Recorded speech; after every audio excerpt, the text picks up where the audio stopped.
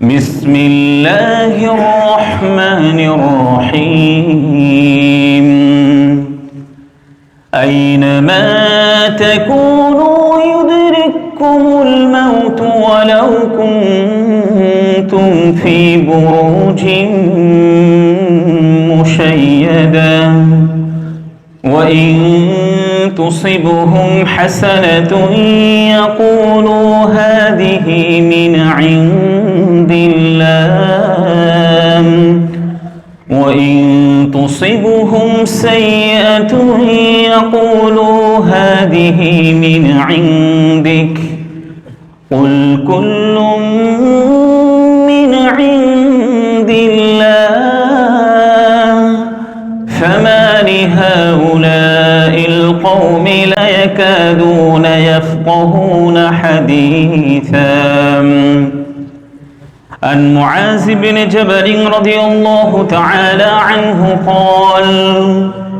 قال رسول الله صلى الله عليه وسلم من كان آخر كلامه لا إله إلا الله دخل الجنة أو كما قال عليه الصلاة والسلام. وقال الله تعالى في شان حبيبي إن الله وملائكته يصلون على النبي يا أيها الذين آمنوا صلوا عليه وسلموا تسليما. اللهم صل على محمد وعلى آل محمد كما صليت على إبراهيم وعلى آل إبراهيم إنك حميد مجيد. اللهم بارك على محمد وعلى آل محمد كما باركت على إبراهيم وعلى آل إبراهيم إنك حميد مجيد. আলহামদুলিল্লাহ, শুরুতেই সে মহান আল্লাহ তাআলার কৃতজ্ঞতা জ্ঞাপন করছি, শুকরিয়া প্রকাশ করছি যে মহান আল্লাহ তাআলা আমাদেরকে ঈমানের মতো মহাদৌলত দিয়ে সপ্তাহের শ্রেষ্ঠতম দিনে আগে আগে মসজিদে এসে ইবাদতে লিপ্ত থাকার তৌফিক দিয়েছেন। এই জন্য আমরা মহান আল্লাহ তাআলার কৃতজ্ঞতা জ্ঞাপন করি আলহামদুলিল্লাহ। দরুদ ও সালাম পেশ করছি বিশ্ব মানবতার মুক্তির দূত, সকল নবীদের সর্বশ্রেষ্ঠ নবী এবং সর্বশেষ নবী, যার অসীম ত্যাগ, ভাষাতীত কোরবানি আর অফরন্ত সাধনার বরকতে আমরা সর্বশ্রেষ্ঠ দিন পেয়েছি। এই জন্য সেই প্রিয়তম ব্যক্তির প্রতি দরুদ পড়ি সাল্লাল্লাহু আলাইহি ওয়াসাল্লাম। সুস্থতা কামনা করছি যার অসুস্থ থাকা সত্ত্বেও মসজিদে এসেছেন কিংবা অসুস্থতার কারণে শায়িত আছেন, আল্লাহ রাব্বুল আলামিন যেন সকলকে পরিপূর্ণ সুস্থতা দান করেন। মাগফিরাত কামনা করছি আমাদের মরহুম আত্মীয় স্বজনের, বিশেষ করে আমাদের শ্রদ্ধাভাজন মা বাবাদের মধ্য থেকে যারা আল্লাহ তাআলার সান্নিধ্যে চলে গেছেন। আমরা দোয়া করছি আল্লাহ রাব্বুল আলামিন যেন সকলকে জান্নাতের সর্বোচ্চ মর্যাদা দান করেন। পরম শ্রদ্ধাভাজন মুরব্বীবৃন্দ, আমাদের মসজিদে যে সকল মুরব্বীরা আছেন তাদেরও আমি কৃতজ্ঞতা জ্ঞাপন করছি। প্রত্যেকটা মসজিদে শিশুরা যেমন মসজিদের সৌন্দর্য, মুরব্বীরা হচ্ছে মসজিদের প্রাণ। প্রত্যেকটা মসজিদে যে সকল মুরব্বীরা আসেন তারা কি মসজিদের প্রাণ। স্পেশালি ভাবে আমাদের মসজিদে অনেক মুরব্বীরা, সামনে আশেপাশে যে সকল মুরব্বীরা আছেন, অনেক কষ্ট করে অনেকেই 12টার পরপরই মসজিদে আসেন আমাদের আলোচনাগুলি শোনার জন্য, মসজিদে এসে ইবাদতের জন্য। আমরা সকল মুরব্বীদের জন্য দোয়া করছি, আল্লাহ রাব্বুল আলামিন যেন তাদের সকলের নেক আমলগুলোকে কবুল করে নেন এবং তারা যেন সুস্থতার সাথে আমাদের মসজিদে, আমাদের পিছনে দীর্ঘ সময় আরো ইবাদত করতে পারেন। এই তৌফিক যেন আল্লাহ তাআলা সকলকে দান করেন। পরম শ্রদ্ধাভাজন মুসল্লিবৃন্দ, আমি শুরুতেই কোরআনুল কারীমের সূরাতুন নিসার ৭৮ নম্বর আয়াত তিলাওয়াত করেছি। রাসূলুল্লাহ সাল্লাল্লাহু আলাইহি ওয়াসাল্লামের অসংখ্য হাদিসগুলোর মধ্য থেকে সুনানে আবু দাউদের 3116 নম্বর হাদিস পাঠ করেছি। একটা জিনিস আমরা প্রত্যেকেই যদি কল্পনা করি, আমরা যারা এখানে উপস্থিত আছি এবং এই পুরো পৃথিবীর মধ্যে 800 কোটি মানুষ যারা এই মুহূর্তে পৃথিবীতে আছেন, আগামী 100 বছর পরে এই পৃথিবীতে আমরা আর কেউই থাকবো না। আগামী 100 বছর পরে আমরা এই পৃথিবীতে আর কেউই থাকবো না। আমাদের এই মসজিদ, আমাদের এই কাতার, এগুলি হয়তো থেকে যাবে, কিন্তু আমরা আর কেউই থাকবো না। এমনকি আমি যে কথা বলছি, আপনারা যারা এখন উপস্থিত হয়ে শুনছেন, আমি নিজেও থাকবো না, আপনারাও আগামী 100 বছর পরে কেউই থাকবেন না। আমাদের ফ্রেন্ড সার্কেল যারা আছে, আমাদের প্রিয় মুখ যেগুলি আছে, যাদেরকে প্রতিনিয়ত না দেখলে মনের মধ্যে একটা অস্থিরতা কাজ করে, আমাদের সেই প্রিয় মানুষগুলো আর আগামী 100 বছর পরে থাকবে না। এই জন্য কোরআনুল কারীমের মধ্যে আল্লাহ তাআলা বলেছেন, যেটি সূরাতুন নিসার ৭৮ নম্বর আয়াতের মধ্যে বলা হয়েছে, আইনামা তাকুনু ইউদরিকুমুল মাউত ওয়ালাউ কুনতুম ফি বুরুজিম মুশাইয়াদা। তোমরা পৃথিবীর যে কোনো স্থানেই থাকো না কেন, মৃত্যু তোমাদের নাগাল পাবেই। তোমাদেরকে মৃত্যুবরণ করতেই হবে। ওয়ালাউ কুনতুম ফি বুরুজিম মুশাইয়াদা, যদিও তোমরা সুদৃঢ় দুর্গে অবস্থান করো না কেন, মৃত্যু তোমাদের নাগাল পাবে। তাহলে আমরা যারা আজকে ক্ষমতার জন্য রাজনীতি করছে, হয়তো বা আগামীতে কেউ এমপি হবেন, কেউ মন্ত্রী হবেন, কেউ প্রধানমন্ত্রী হবেন, তারা কি মৃত্যুবরণ করবে না? প্রত্যেকেই মৃত্যুবরণ করবে। আমি যে এখানে আজকে খুতবা দিচ্ছি, আমিও মৃত্যুবরণ করব, কিংবা ওলামায়ে কেরামগণ যারা ছিলেন তারাও মৃত্যুবরণ করবেন। এবং এই পৃথিবীতে আল্লাহ তাআলা মানুষদের হেদায়েতের জন্য যত লক্ষাধিক নবী রাসূলদেরকে প্রেরণ করেছিলেন, তারাও তো আল্লাহ তাআলার সবচেয়ে প্রিয় ভাজন ছিলেন। কোন নবী রাসূলরাও তারা এই পৃথিবীর মধ্যে স্থায়ীভাবে থাকতে পারেন। এই জন্য আজকে যারা আমরা এখানে উপস্থিত আছি, আমাদের সবাইকে মৃত্যুবরণ করতে হবে। যেহেতু আমরা সবাই মৃত্যু সম্পর্কে জানি, কিন্তু মৃত্যুর জন্য প্রস্তুত আছে কিনা এই প্রশ্নটা কিন্তু আমরা সবাই একটু এড়িয়ে যাই। আজ পর্যন্ত আমাদের পূর্বে যারা পৃথিবী থেকে বিদায় নিয়েছেন, কেউ কি আবার ফিরে এসেছেন? কবরে যাওয়ার পরে তারা কি আল্লাহ তাআলার কাছে কোনো একটা অ্যাপ্লাই করার পরে আল্লাহ তাআলার কাছে কি তারা এই আবেদন করার সুযোগ কি পেয়েছেন? রব্বুল আলামিন, আপনি যদি আরেকটু সময় আমাকে দিতেন, তাহলে আমি তোমার যতগুলি কল্যাণমূলক খাত আছে সবগুলি খাতে আমি যথাসাধ্য চেষ্টা করতাম, সারাদিন ইবাদতের মধ্যে বিজি থাকতাম এবং প্রত্যেকটা ভালো কাজগুলি আমি করতাম। আল্লাহ, আমাকে যদি আরেকটু সুযোগ দিতেন। এমন কাউকে আমরা পেয়েছি যে একবার চলে গিয়েছে, সে আর কখনোই ফিরে আসেনি এবং ফিরে আসবে না। প্রিয় ভাইয়েরা, যেহেতু মৃত্যু অবধারিতই, আগামী 100 বছর পরে যদি আমরা কেউই না থাকি, তাহলে প্রশ্ন একটা থেকে যায় যে আমাদের মৃত্যুটা কেমন হবে। আমরা যখন মৃত্যুবরণ করব, এই সময়টা আপনি একটু চিন্তা করেন, এই কঠিন একটা সিচুয়েশনের অবস্থাটা আপনি চিন্তা করেন যে আমাদের মৃত্যুটা কেমন হবে, মৃত্যুর সময়টা আমার কেমন হবে। আমরা যারা এখানে উপস্থিত আছে, আমাদের প্রত্যেকেরই একটা সুপ্ত ইচ্ছা আমাদের মৃত্যুটা যেন সুন্দর থেকে সুন্দর হয়। এখানে আমরা যারা আছি আমাদের প্রত্যেকেরই কি সুপ্ত একটি ইচ্ছে, সেটি হচ্ছে আমাদের মৃত্যুটা যেন কি হয়, সুন্দর থেকে সুন্দর হয়। মৃত্যুটা সুন্দর করার জন্য আমাদের ফার্স্ট প্রায়োরিটি যেটা হওয়া দরকার সেটা হচ্ছে আমরা জীবনের প্রতিটি ক্ষেত্রে আল্লাহ তাআলার প্রতি শ্রদ্ধাপূর্ণ ভালোবাসা আমরা রাখবো।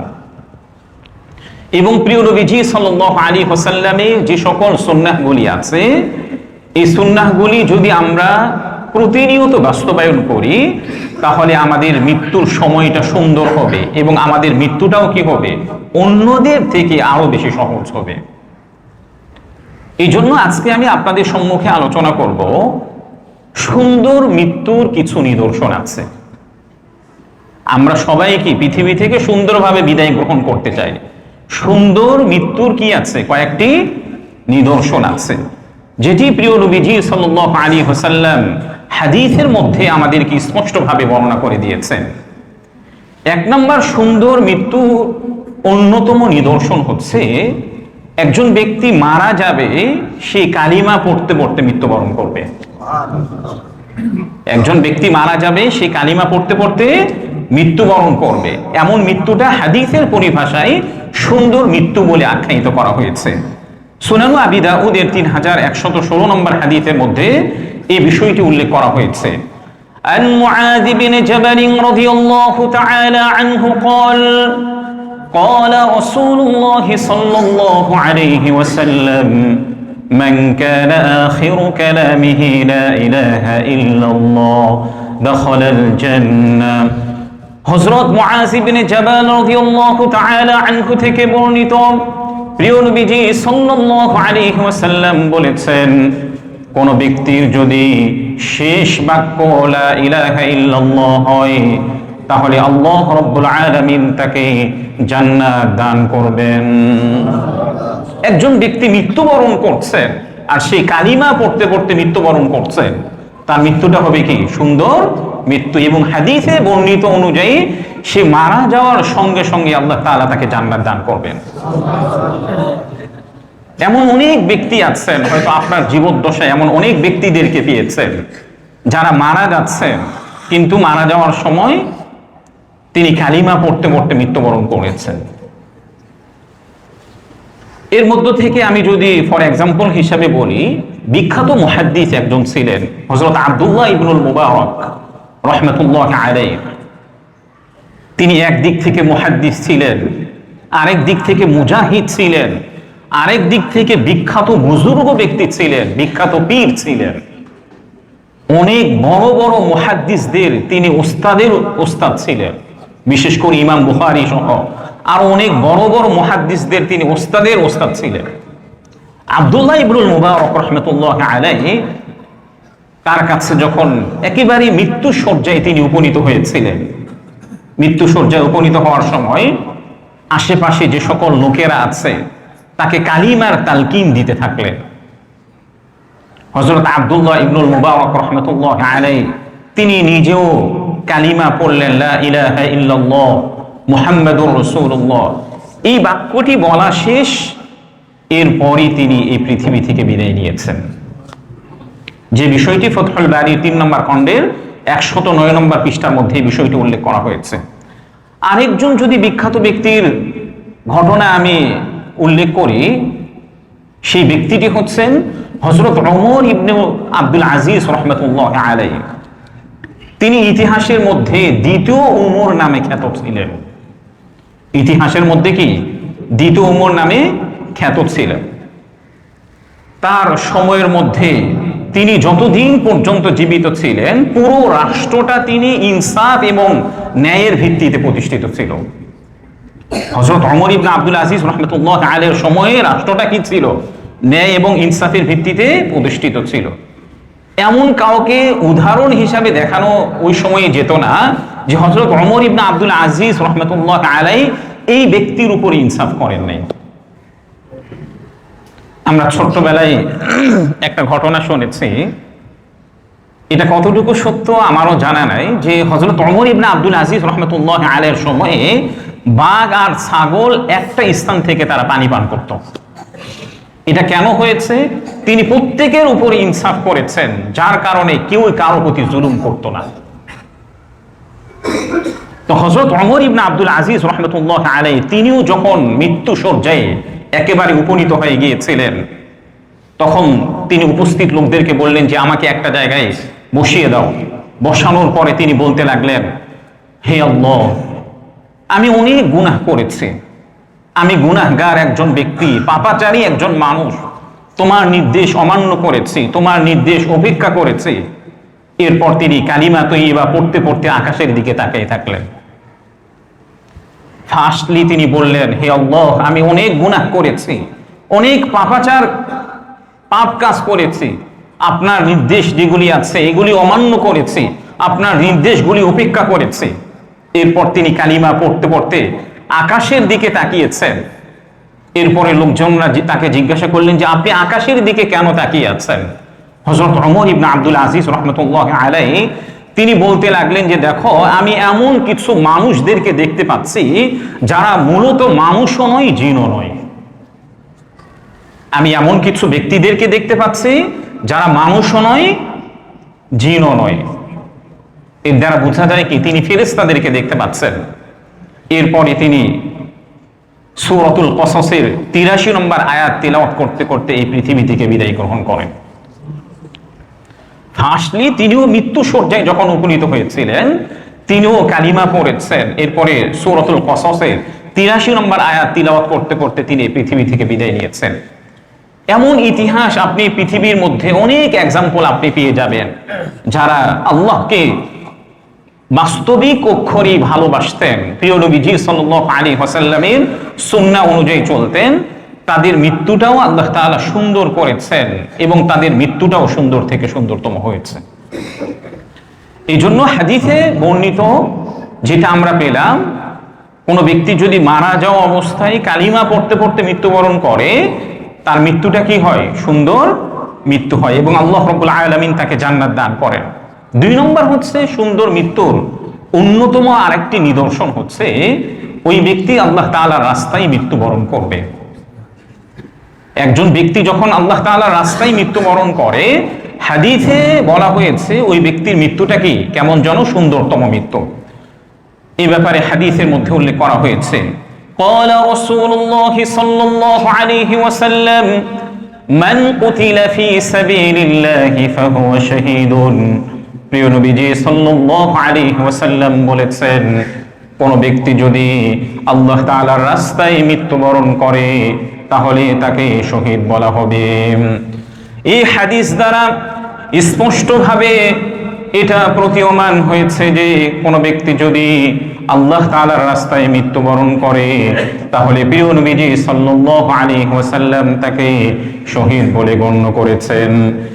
এই জন্য কোন একজন ব্যক্তি যদি ইলমে দ্বীন শিখা অবস্থায় এই পৃথিবী থেকে বিদায় গ্রহণ করে, ঠিক তদ্রূপ কোন একজন ব্যক্তির অন্তর থেকে অনেক ইচ্ছা যে এই পৃথিবীর মধ্যে দ্বীন কায়েম হবে, দ্বীন প্রতিষ্ঠিত হবে এবং আল্লাহ এবং তার রাসূলের বিধানগুলি বাস্তবায়িত হবে, এই কাজগুলি করতে গিয়ে যদি কোনো ব্যক্তি মৃত্যুবরণ করে তাহলে প্রিয় নবীজি সাল্লাল্লাহু আলাইহি ওয়াসাল্লাম এমন ব্যক্তিকেও শহীদ বলে গণ্য করেছেন। আমরা ইন্ডিয়াতে পড়া অবস্থায় একজন ব্যক্তিকে দেখেছি যে তিনি প্রাথমিক অবস্থায় একটা প্রাথমিক স্কুলের হেড টিচার ছিলেন। পরবর্তীতে তার মনে হয়েছে যে আমার আলিম হওয়া দরকার। পরবর্তীতে তিনি মাদ্রাসায় ভর্তি হয়েছেন। মাদ্রাসায় ভর্তি হওয়ার পরে দীর্ঘদিন পর্যন্ত তিনি মাদ্রাসায় পড়েছেন। যে বছর তিনি মাওলানা হবেন ওই বছর তিনি পৃথিবী থেকে বিদায় নিয়েছেন। সুবহানাল্লাহ বলবেন।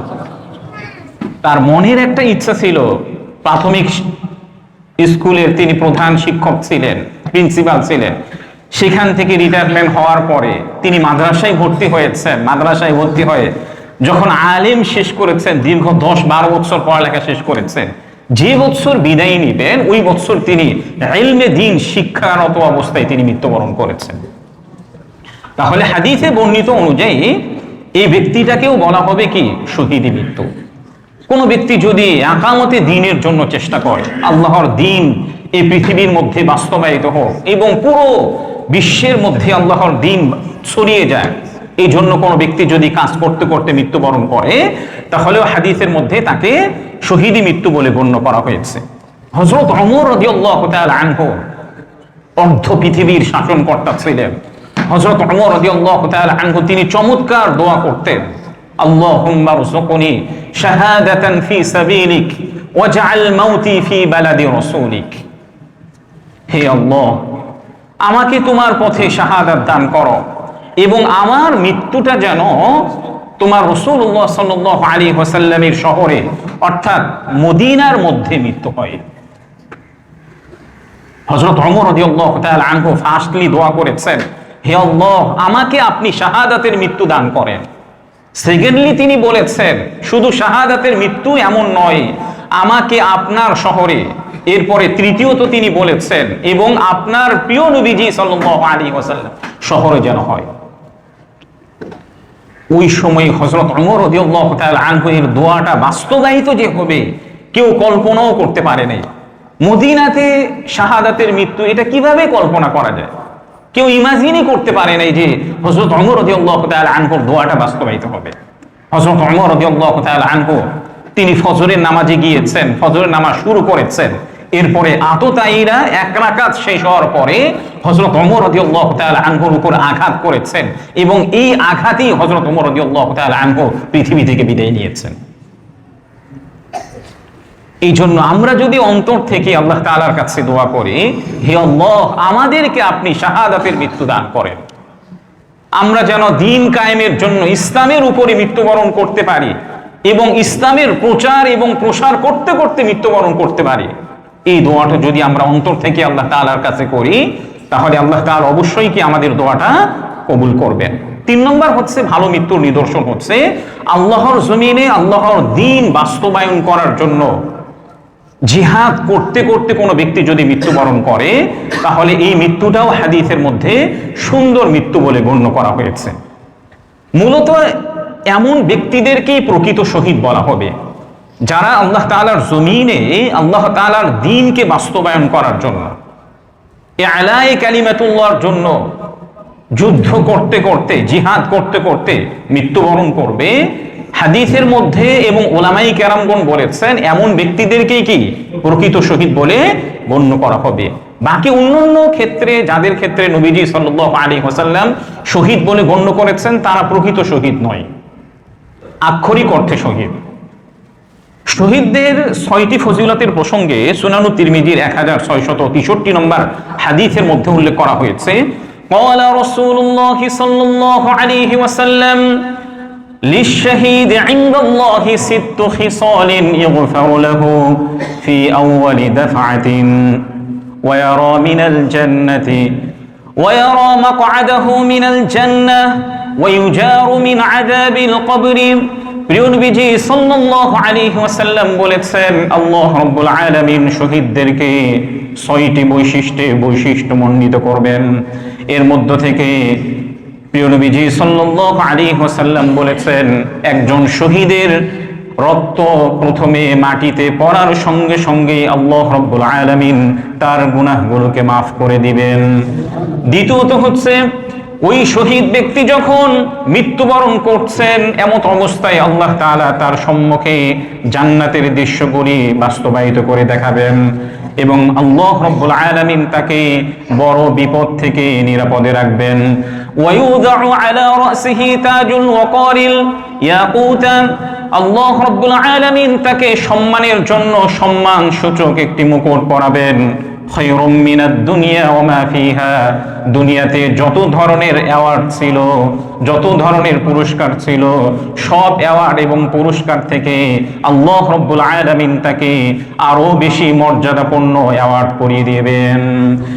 এরপরে প্রিয় নবীজি সাল্লাল্লাহু আলাইহি ওয়াসাল্লাম শহীদদের পুরস্কার হিসাবে আরো বলেছেন, ওয়ায়ুযাওয়াজু 72 যাওজাতাম মিনাল হুরিল আইন, একজন শহীদ যখন মৃত্যুবরণ করবে আল্লাহ রাব্বুল আলামিন তাকে ডাগর চক্ষু বিশিষ্ট 70 জন হুরের সঙ্গে তাকে বিয়ে দিয়ে দিবেন।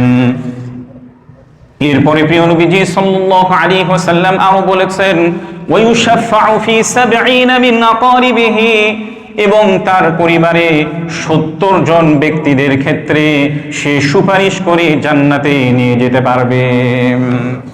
এই হাদিসের মধ্যে শহীদদের মূলত 6টি ফজিলতের কথা প্রিয় নবীজি সাল্লাল্লাহু আলাইহি ওয়াসাল্লাম বলেছেন। শহীদদের ফজিলতের প্রসঙ্গে প্রিয় নবীজি আরো বলেছেন, একজন শহীদ এর রক্ত যখন মাটিতে পড়বে, এই রক্ত সহ সে কিয়ামতের দিন আল্লাহ তাআলার সম্মুখে উপস্থিত হবে। এই রক্ত সহ সে কি কিয়ামতের দিন উপস্থিত হবে। স্বাভাবিকভাবে রক্ত কিছুক্ষণ থাকার পরে এটা দুর্গন্ধ হয়ে যায়, কিন্তু শহীদদের রক্তটা আল্লাহ তাআলার কাছে এত মূল্যবান হবে, এত সুগন্ধিময় করে দিবেন। হাদিসের মধ্যে উল্লেখ করা হয়েছে শহীদদের রক্তটা মিশকের সুগন্ধির চেয়েও আরো বেশি সৌরভ ছড়াবে। মিশকের সুগন্ধের চেয়েও আরো বেশি সুগন্ধি ছড়াবে, যেটি সহিহ বুখারীর 2803 নম্বর হাদিসের মধ্যে এই বিষয়টি উল্লেখ করা হয়েছে। এই জন্য আমাদের প্রত্যেকের ইচ্ছা হওয়া চাই আমরা যেন আল্লাহ তাআলার রাস্তায় আল্লাহ তাআলার দ্বীনকে বাস্তবায়ন করার জন্য মৃত্যুবরণ করতে পারি। 4 নম্বর সুন্দর মৃত্যুর অন্যতম আরেকটি নিদর্শন হচ্ছে, একজন ব্যক্তি যখন মারা যাবে তার কপালটা ঘেমে যাবে। সুন্দর মৃত্যুর অন্যতম নিদর্শন কি? একজন মুমিন ব্যক্তি মারা যাবে, এমত অবস্থায় তার কপালটা কি হয়ে যাবে? ঘর্মাক্ত হয়ে যাবে। এই বিষয়টি সুনানুন নাসাঈর 1829 নম্বর হাদিসের মধ্যে উল্লেখ করা হয়েছে। ক্বালা রাসূলুল্লাহ সাল্লাল্লাহু আলাইহি ওয়াসাল্লাম আল মুমিনু ইয়ামুতু বিআরাকিল জাবিন। প্রিয় নবীজি সাল্লাল্লাহু আলাইহি ওয়াসাল্লাম বলেছেন, একজন মুমিন ব্যক্তি যখন মারা যাবে তার কপাল ঘেমে যাবে। এটা অন্যতম একটা নিদর্শন। অনেক বুজুর্গ ব্যক্তিদের ইতিহাসের মধ্যে উল্লেখ করা হয়েছে, তারা যখন মৃত্যুবরণ করছিলেন দেখা গেছে তার কপালটা ঘেমে গিয়েছে। এটা শুধু একজনের উদাহরণ এমন নয়, দেখবেন যারাই প্রকৃতপক্ষে মুমিন আল্লাহ তাআলার কাছে প্রিয় বান্দা হিসাবে ছিলেন, তারা যখন মৃত্যুবরণ করবে তাদের কপালটা ঘেমে যাবে। এটাও কি সুন্দর মৃত্যুর অন্যতম একটা নিদর্শন। 6 নম্বর সুন্দর মৃত্যুর অন্যতম একটা নিদর্শন হচ্ছে, একজন ব্যক্তি যখন মারা যাবে তার ব্যাপারে ওই সময়ে যারা ভালো ভালো ব্যক্তিরা যারা আছেন, নেককার ব্যক্তিরা যারা আছেন, আল্লাহ তাআলার প্রিয় বান্দা যারা আছেন, ওই মৃত ব্যক্তির ব্যাপারে ভালো ভালো বিষয় সাক্ষ্য দিবে। ওই মৃত ব্যক্তির ব্যাপারে কি হবে? ভালো ভালো বিষয়ের সাক্ষ্য দিবে। এই বিষয়টিও সহিহ মুসলিমের 2089 নম্বর হাদিসের মধ্যে উল্লেখ করা হয়েছে।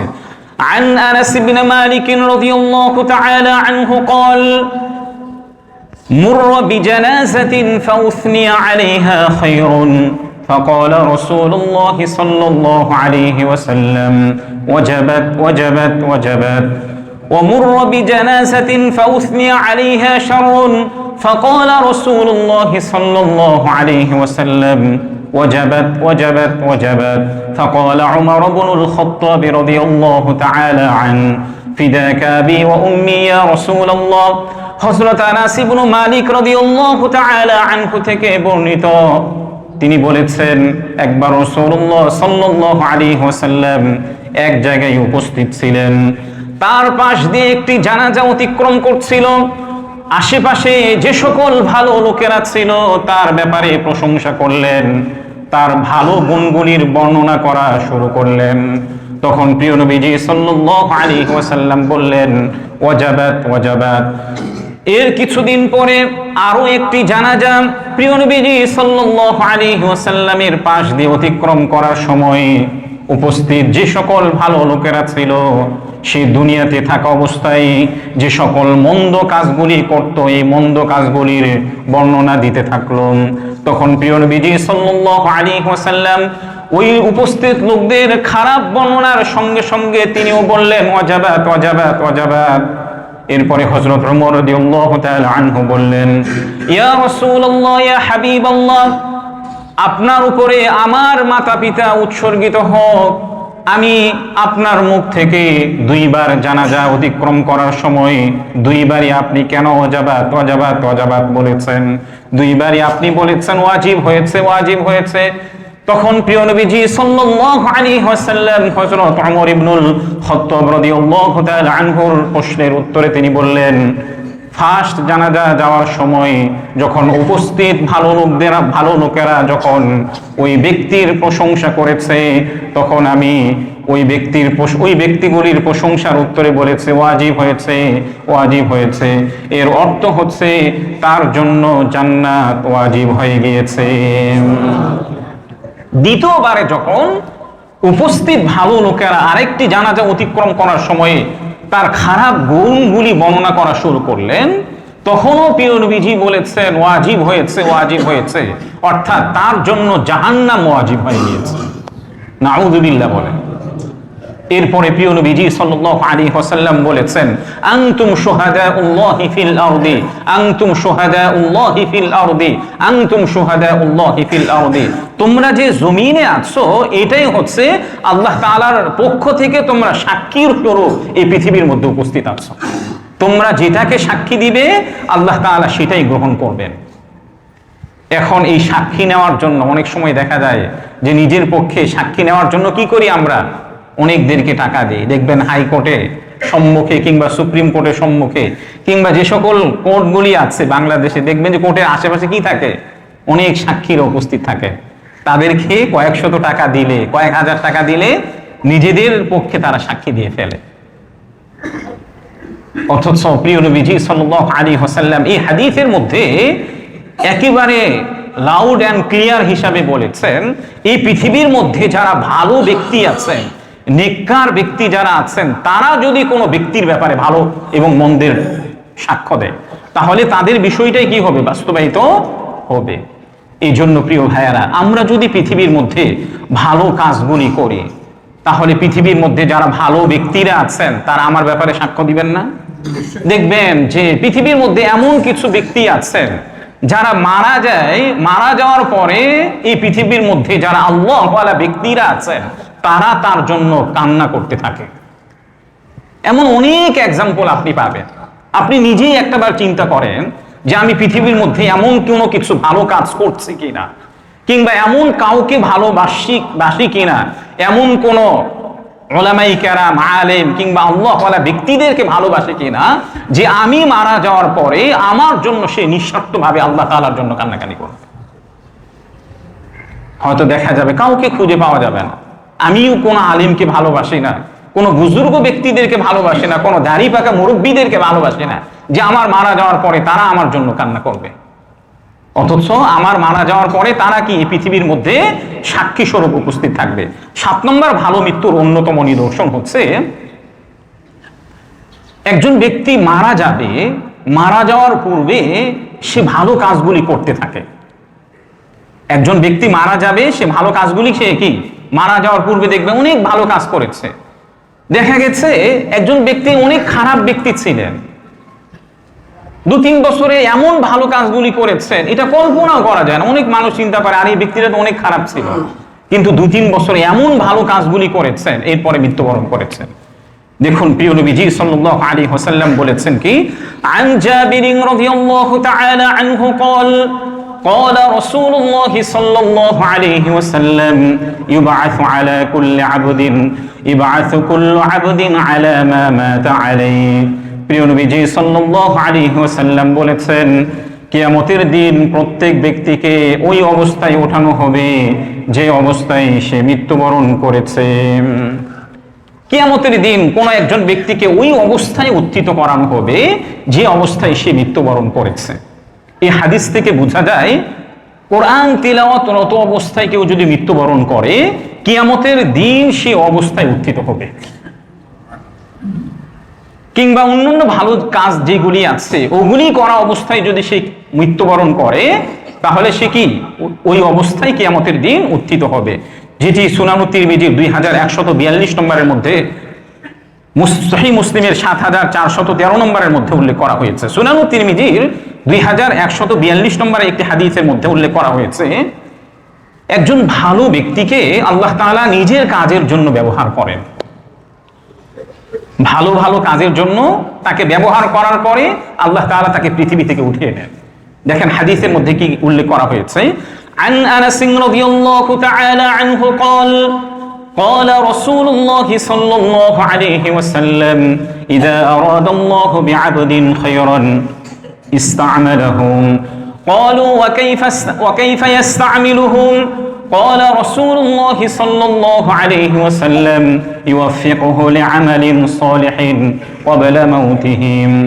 হযরত আনাস ইবনে মালিক রাদিয়াল্লাহু তাআলা আনহু থেকে বর্ণিত, প্রিয় নবীজি সাল্লাল্লাহু আলাইহি ওয়াসাল্লাম বলেছেন, আল্লাহ রাব্বুল আলামিন যখন কোনো ভালো ব্যক্তি, কোনো একজন ব্যক্তির কল্যাণ কামনার ইচ্ছা করেন তখন তাকে ব্যবহার করেন।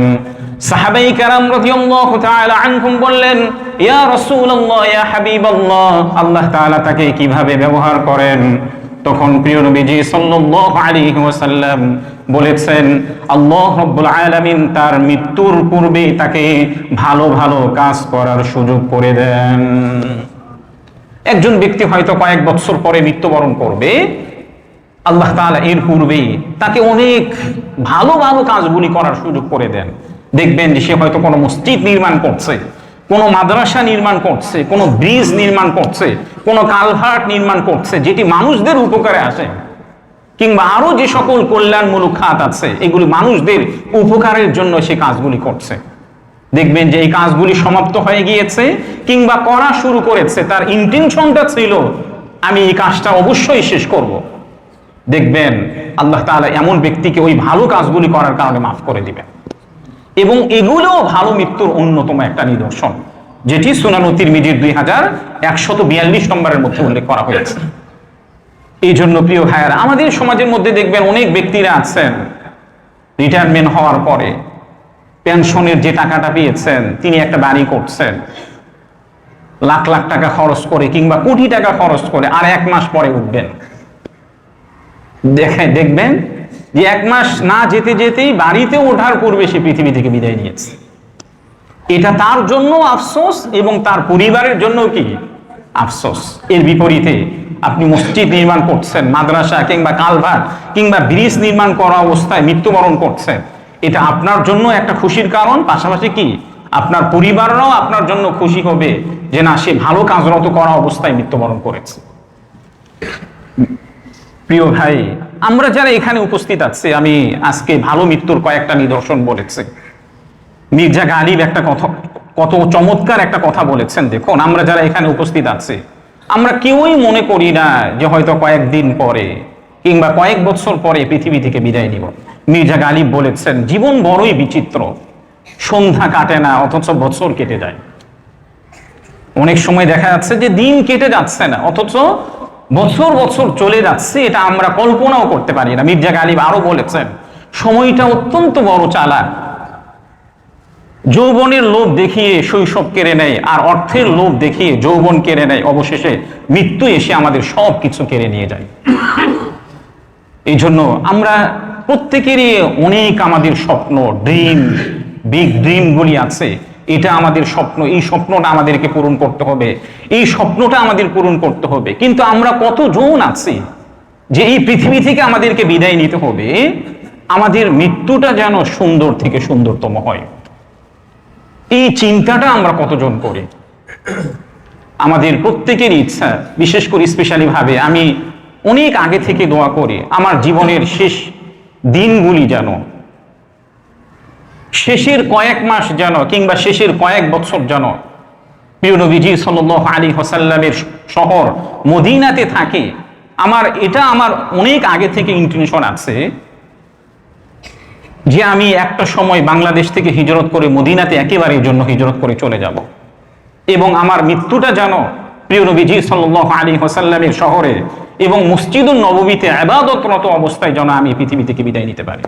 আমাদের অনেক ওলামায়ে কেরামগণ যারা ছিলেন, তারা নিজেদের দেশ থেকে হিজরত করে মদিনাতে চলে গিয়েছেন, তাদের প্রত্যেকের স্বপ্ন ছিল তাদের মৃত্যুটা যেন সুন্দর থেকে সুন্দর হয়। আল্লাহ তাআলা আমাদের সবাইকে জুমার দিনে অথবা জুমার রাতে প্রিয় নবীজি সাল্লাল্লাহু আলাইহি ওয়াসাল্লামের শহরে মদিনাতে এবং মসজিদে নববীতে ইবাদতরত অবস্থায় থেকে মৃত্যুবরণ করার তৌফিক দান করেন। ওয়া আখিরু দাওয়ানা আনিল হামদুলিল্লাহি রাব্বিল আলামিন।